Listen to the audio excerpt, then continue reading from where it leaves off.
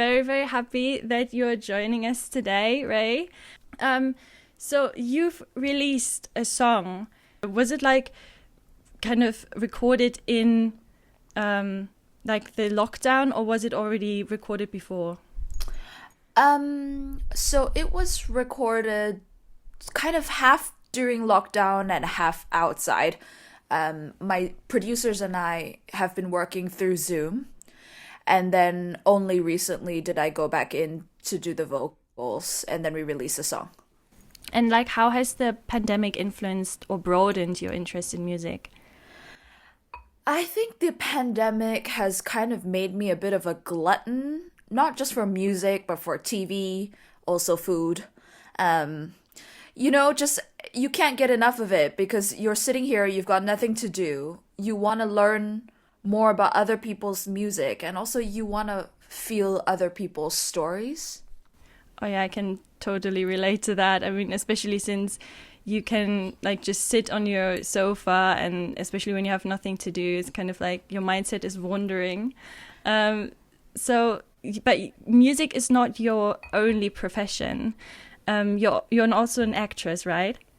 Yes, I would say I'm an actress first, but only because I've been doing that a lot longer.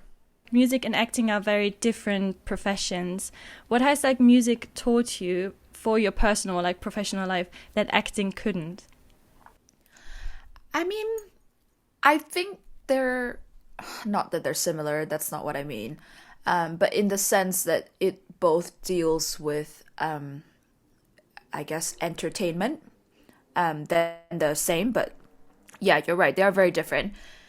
Um, I would say I have a lot more control when I write my music and I'm singing, and I don't really have that with acting. And you said that you've been doing acting for longer than music. Have you like noticed maybe a change, or like have you experienced like new areas in music that could help you in acting as well? Or have you like kind of like differentiated both areas? Um, I think that I've always managed to transfer skills fairly well, but what music gave me that acting didn't is kind of a stronger sense of self, maybe, because with acting, you're always playing some other character. But with music, since I write my songs, I feel like I'm being my most authentic self. Yeah. That's really great. And you said that like music and acting are kind of like the same in terms of the entertainment industry, but we're talking like today more about like emotions, and this piece is about breakup and what breakup has taught me or like any other person, because it's a very broad topic because everyone is very different. But what do you think is like the role of emotions, like love or happiness or any other things in the entertainment industry? Wow. So I think obviously love is a universal emotion and everybody feels it at some point, whether that's like platonic love or romantic love or familial love, whatever it is. Um but it's so important because with acting, everybody want to watch us no, everybody wants to watch those true Hollywood romance stories. Alternatively, indie, not maybe not indie, but TV series like You, where I don't know if you've seen it, Oh but yes. that guy, yeah, exactly. Anyway, sorry, I'm not gonna go on about it. So, that subject of love in terms of acting can be so consuming, and that I think also translates to music. Um, Whether one medium can convey that better than the other, I don't know. But I do think that, especially when you write about heartbreak, and you channel it into a form of music that other people can enjoy, it's very uh cathartic. And do you think like that it could actually like strengthen? Do you think it's like a, I don't know, marketing idea from acting or music or any other industry to kind of like grasp the audience or listeners? So do you think it has like another, like it strengthens, or does it have another effect on those people in the audience? I hope it strengthens the bond to my audience. But I wouldn't necessarily know, because at the moment, the only way I know who's listening to my music is mostly through the Spotify by Artist app. It only gives you analytics about how many people played it, or how many followers you have or stuff. It doesn't specifically say what they like about it or not. But yeah, but If I Were in Love is the most popular song. So whether that's about the subject topic or because it's a catchy pop song, I don't really know. I also like saw that you posted a teaser on your Instagram. So is there something coming in terms of like a music video? Yes, so I have been trying for ages to shoot the music video, but I have a very ambitious concept which came to me during lockdown. And luckily, all the cogs are in place. Like, I know which studio is going to do it. But the long story short is half the music video is me in real life, and the other half is me in a game, kind of like an alternate reality life. And that has my digital avatar. And so that's why it's been so difficult to shoot, because money.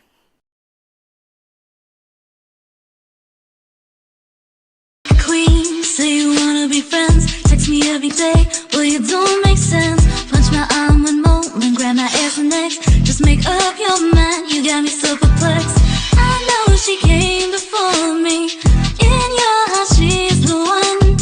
But can't you see the reality? What you had is already done. Oh, in love, I'd be in love with you. Oh, you give me everything. Oh, in love, I'd be in love with you.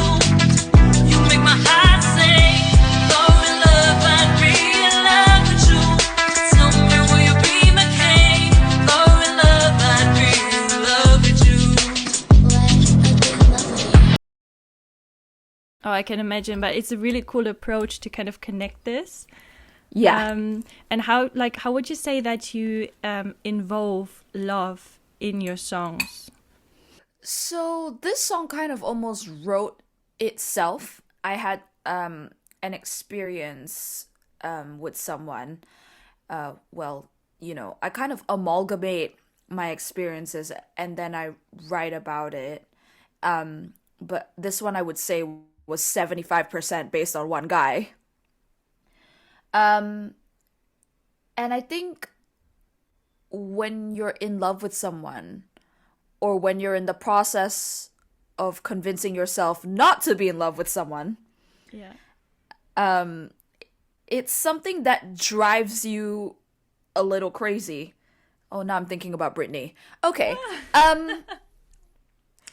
It's just love is such a strong emotion that you either find a way to cope with it or you find a way to exercise it. And that sounds terrible because obviously the guy didn't fancy me back, which is why I had these very extreme coping methods, I don't know what's worse, getting your heart broken or not being loved. I mean, everyone wants to be loved, and then to just have that person and they just don't have the same energy. It's the worst. But you said like in your song, If I Were in Love. Yes. Why is it if and not I'm in love with you, for example? Why is it like, so I'm not sure, like unsure? Okay, great. You are the first person who ever asked me or picked up on that. And I'm so excited to tell you why. Yes. So this person that I met was in love with someone else. And so even though I had caught those feelings for him, I never let myself fully fall, if that makes sense. So I could never say I was in love with him because I kind of put on all the brakes before that happened. But only because I knew that he was kind of unavailable from the beginning. And before you're like, oh my gosh, she's like, a mistress and he's married and whatever. No, no, no. It wasn't like that at all. He was just still in love with his ex. And it's like a protection mechanism, kind of. So yeah, absolutely. Definitely. So it's really interesting because I've never really heard any other song kind of be like, oh yeah, it's either you are dreaming of them being in love with you or you are already in love with them and then you sing about it. So I've never really heard that you're like, if, like if it would be you, but it's not you. But it's not you, sucker! Do you think that he heard that song potentially? Or does he know that it's about him? Okay, so I don't know because I blocked him on everything. Because I'm a terrible human being. No, you're not. It's totally normal. I mean, I did unblock him eventually. And, when this whole pandemic thing went down, we were kind of in touch and checking in on each other. But do I know if he's heard it? No, absolutely no idea. I mean, in the end, you don't have to care at all. Well, first of all, thank you. And second of all, one of my other songs, which hasn't been released yet, it's called Runaway, and it's very dark. I'll probably send it to you, but I don't know when I'm gonna release it because I'm just kind of like, do I want to pour all my bleeding wounds for other people? I don't know. So the guy actually did hear the song because I sent it to him. This is a different person, by the way. And the funny thing was, it wasn't 75% based on him. It was like 20% based on him. And then 80% on this guy I'm actually sort of not in love with. Whatever. Anyway, so the guy who heard it, he was like, oh, Rae, I just feel so bad because, it was meant to be this and that. And I'm just there like, dude, don't flatter yourself, okay? I'm good. Like, this ain't even about you. Can you just take your ego and leave? And I find that really funny. Obviously, I think it's great that, you can write about things that happen, but you can't control the way that people react to your music. So that was one of the funny ones. So obviously there are various artists, as we discussed, that sing about love, relationships, heartbreak, you name it. Like, what makes your music stand out, like in style or general, like in your lyrics, like from the other ones that sing about this? So what I would say is that I actually wanted to be a songwriter. And so I don't know if you've listened to the other tracks or not, but most people who've listened to all the songs that I've put out there are probably like, I think she's schizophrenic. And that's because when I write, it's usually very strongly based on one subject that's happening at that time. So one of the latest songs is called GTFO.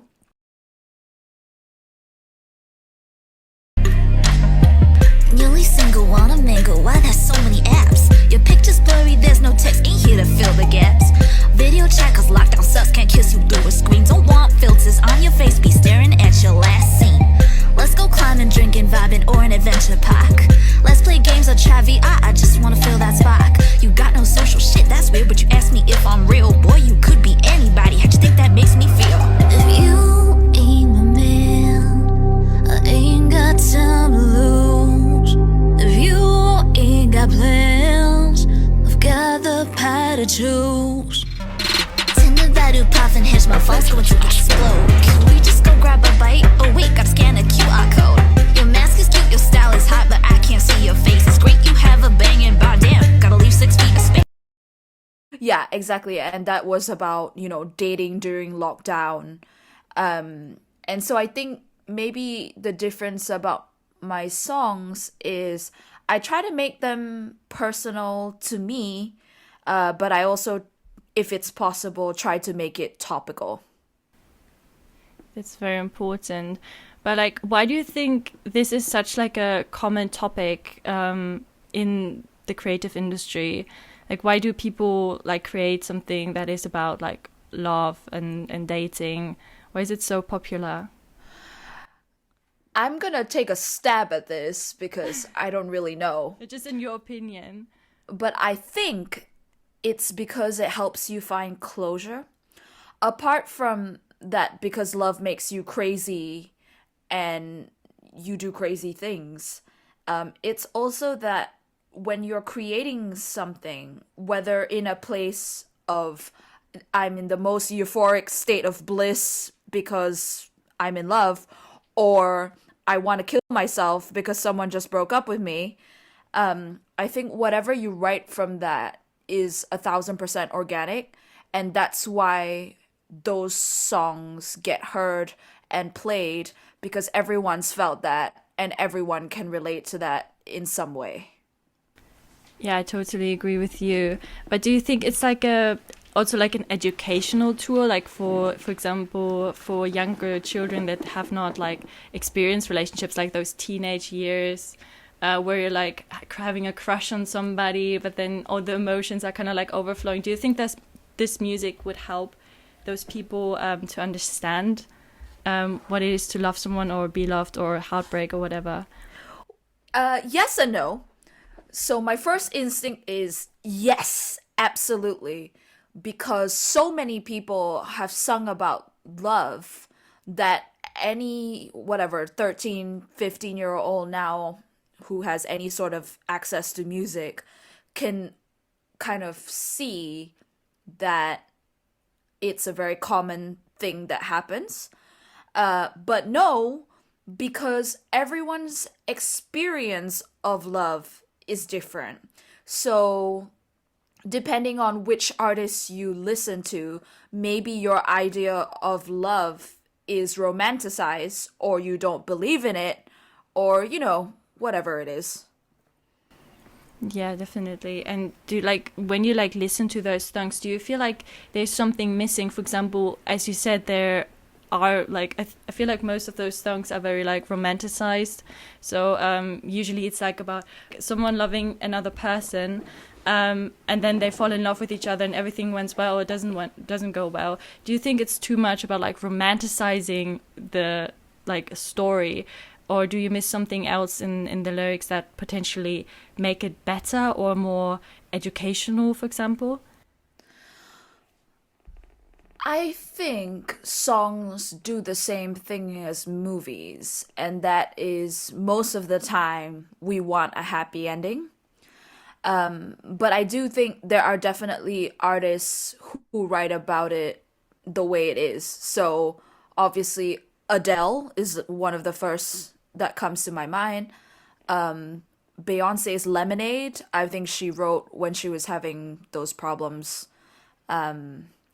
So yeah, I think maybe some artists censor the heartbreak process. But then again, I don't know. I think it's also healthy to have examples of a happy ending. Definitely. I mean, I agree with you as well. Like when I look at movies, no one likes to have this heartbreak moment and the couple is not happy or the person is not happy that plays the main character. It's very unsatisfying in a way, which is also like, then again, I question if that's like a marketing strategy to attract more people, because no one wants to go out of the cinema or wherever you watch the movie crying. But then in some movies, it definitely happens. I remember being heartbroken when I watched La La Land, because you know how they gave two endings? Yes. And oh man, but you know what I mean? Like it was yeah, for lack of a better word, heartbreaking. It was. I mean, Yeah. I inhaled that movie as well. Just watching them falling out of love, like when you see what beauty they have from kind of like this hate to love relationship and then nothing in the end. It's just so unsettling because you imagine like you see those people and you're like, oh, they belong together. They're like so beautiful together. And then, yeah, no, like especially with those two endings, it's just, oh, no. This is so unsettling. But then again, I mean, that makes it also stand out because we don't have that usually. Like, I think most of those creative films or music are not in that way because it is unsettling. And I don't think people want that response, although it's important to display it. But also, like, coming back to you personally, you've released a ton of songs. You played in a lot of movies. What are you most proud of? I know it's a very broad question, but it's also important to kind of like self-reflect and see. So, what I'm gonna say sounds like a cop-out, but I'm proud of where I am now. Like, I'm very excited every day to just get up and, you know, keep going and kind of create and be able to tell stories. And I can't pick one thing out of everything that I've done that I can be like, well, damn girl, you made it, woo! You know, maybe if like I win an Oscar or a Grammy or something, then I'd be like, duh, that one. But even then, I feel like those very accomplished artists, it was like a whole bunch of small achievements that led to their big victories, if that makes sense. yeah, and you got to start somewhere. I mean, Leonardo DiCaprio was also like unsettled without an Oscar for centuries.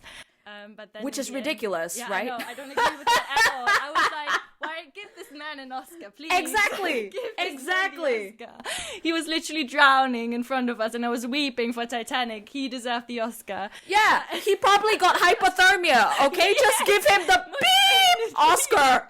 Definitely. This is also like so unsettling, but yeah, but they started somewhere. I mean, he kept on trying, and so many other artists as well, and you as well. And it's just not like no one is born into this world. Like, okay, not some maybe like from other celebrities, but like Cough, Billie Eilish. Yeah, Because she's amazing. she is Cough, cough. amazing. I'm still surprised she's younger than me. It's crazy to think about this. But like, yeah, she started from somewhere. Everyone started from somewhere and build on top of that. And as long as you have a focus and you just do what you do and just continue doing what you do, I mean, what else has been asked from you, honestly? So yeah, it's important also to notice those little small achievements because they lead to a bigger one in the end, as you said with the Oscar. But like, where do you, okay, like we talked about like future, like where do you actually see yourself in the future now, knowing, okay, you do music and acting?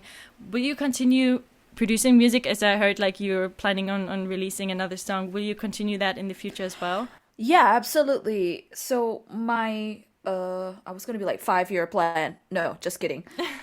My plan now is to contact like artist managers and maybe smaller labels, because everything I've done so far, I have a producer, but I've, you know, wrote myself and sang myself, and I think it would be really great to work with other people. And also, now that I have a strong concept of my artist identity, it'd be really nice to be guided by people who know what they're doing. Yeah, that sounds really cool. And like, what are you most excited for, like after the pandemic? Will that also play a role, like with connecting maybe better with those artists that you want to like work together? Yeah, absolutely.